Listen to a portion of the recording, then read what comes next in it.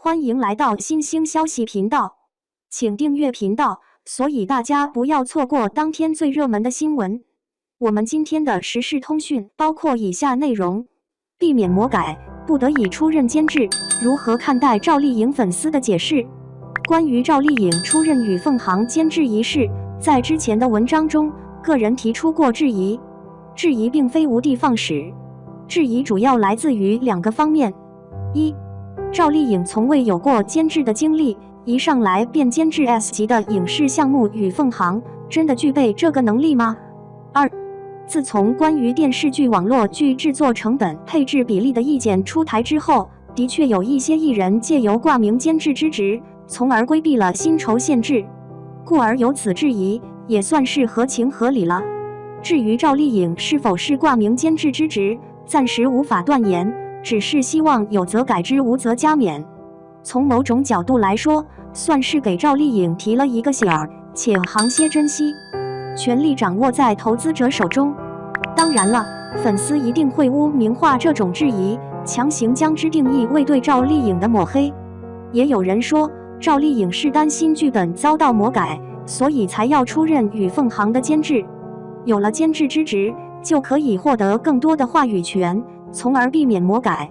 乍一听，貌似有些道理，实则有经不起推敲。理由很简单，真正拥有改剧本权利的人只有投资者，谁出钱谁说了算。至于制片人、导演等人，他们之所以可以改剧本，是因为投资者赋予了其相对应的职责。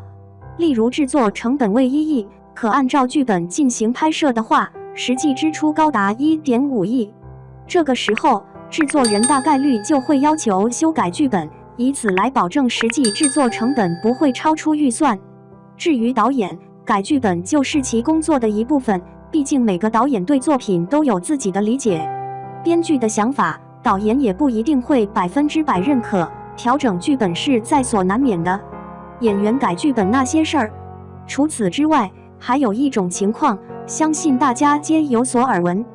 有的时候，演员也会要求修改剧本，大致可以分为两种性质：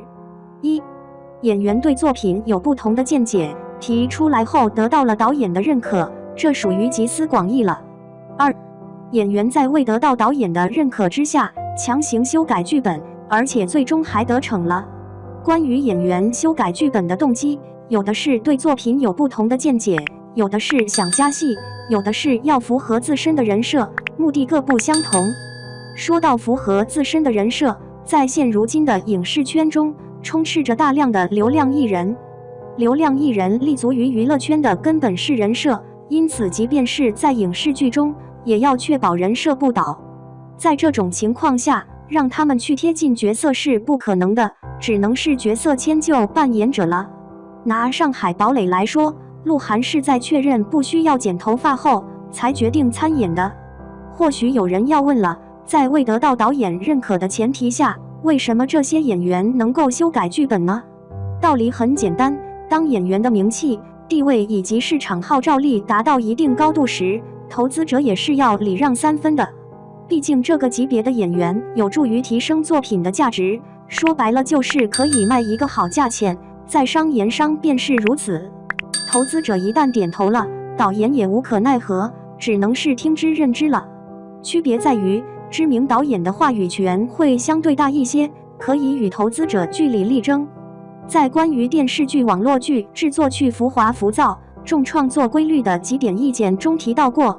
当前我国电视剧创作重演员、轻编剧、轻导演、轻制作的现象依然十分严重。有的演员自带编剧，随意在现场改动剧本；有的演员自带化妆师、服装师，不按剧情需要设计自己的形象；有的演员不尊重对手，不熟悉剧情，甚至不背台词；有的经纪公司不以引导艺人塑造生动丰满的艺术形式为己任，而是过度关注艺人的自我形象和自我表现，甚至以剧演、代工、消极等恶劣行为胁迫制片人和导演就范，使电视剧、网络剧的正常创作受到严重干扰。监制之职可有可无。再说赵丽颖，显而易见绝对的一线女星，已经到了让投资者礼让3分的级别。如果说能够有人在赵丽颖极力反对的情况下改剧本，恐怕只有投资者了，没有第二种可能性。投资者要求改剧本，无非出于2个方面的考量：一、自身利益的需求，涉及面甚广，难以一言蔽之；二、提出改剧本的人在投资者心目中的重要性高于赵丽颖。假设果真如此，那么对于赵丽颖而言，显然属于不可抗力因素了。面对不可抗力因素，哪怕有了监制之职也是徒劳的，监制也是给投资者打工的。换而言之，赵丽颖对剧本的掌控不需要通过监制之职来实现，个人的影响力足矣。反之，个人的影响力起不了作用，监制之职也就可有可无了。综上所述，赵丽颖出任与凤航的监制，要么挂名，要么有意参与幕后制作。事实究竟如何，估计在很长的一段时间内都不会有明确的答案，只能是耐心等待了。